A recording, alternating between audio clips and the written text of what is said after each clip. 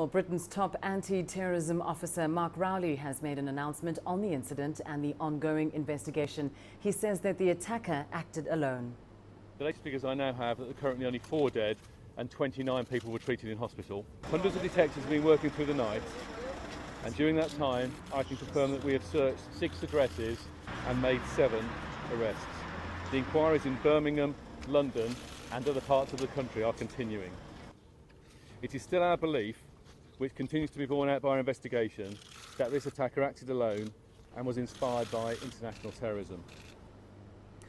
Well, let's get to a quick update on this story. I'm joined live now from London by our correspondent, Richard Bestek.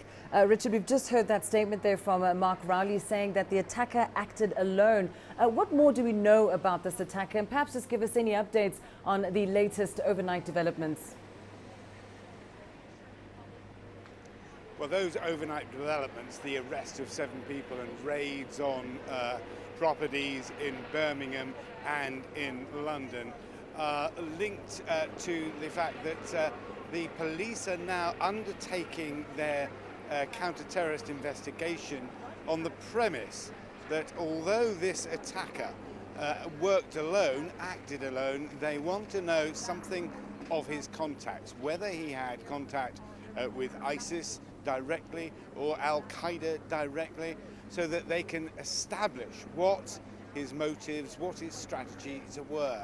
They want to find out who he spoke to on social media, and they also want to know something of his friendships, his associations, those he spoke to in this country, so they can establish what kind of person he was. As you heard from Mark Rowley, Scotland Yard's head of counter-terrorism there, they are working on the premise that he did act alone and that they are not seeking a partner or an associate who was involved in this terrible act. The continuing investigation will take up considerable time. As you can see behind me, this whole area now remains completely shut down. This road is one of the main roads into Parliament Square. It is closed off. All access to this area has been sealed off by the police. It is an active crime scene and will be picked over continually. However, Parliament will be sitting today. Both the House of Commons and the upper chamber, the House of Lords, will be sitting in what's being regarded here, Lindy, as something of an act of defiance against terrorism, against terrorist acts. And indeed, we heard from UK Prime Minister Theresa May last night describing this attack as sick and depraved. And as you know, the people of the UK are certainly looking for some degree of reassurance. One imagines that she will be speaking to the public once again today.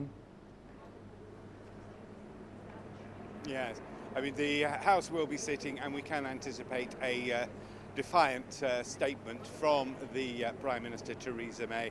She will be speaking, although the 2 houses of Parliament are sitting.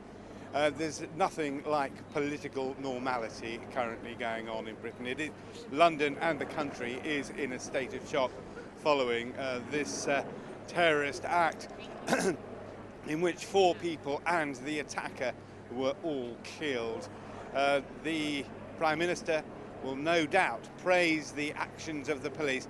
This kind of apparently lone wolf attack is something that the security services in Britain have dreaded. It is very difficult to protect buildings like Parliament and indeed the people of Britain from such lone attacks where individuals using relatively unplanned, very primitive methods can cause maximum damage.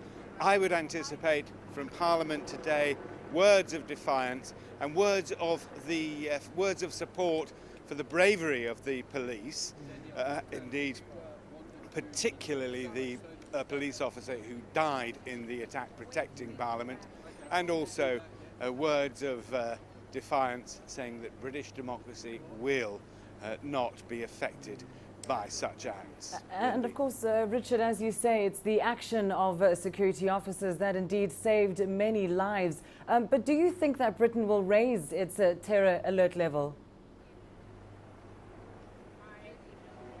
Lindy, say that again, please. There's And the just- clatter of police helicopters overhead and quite difficult to hear you. Yes. Well, just asking, Richard, considering yesterday's events, do you think it's likely that Britain will raise its terror alert levels?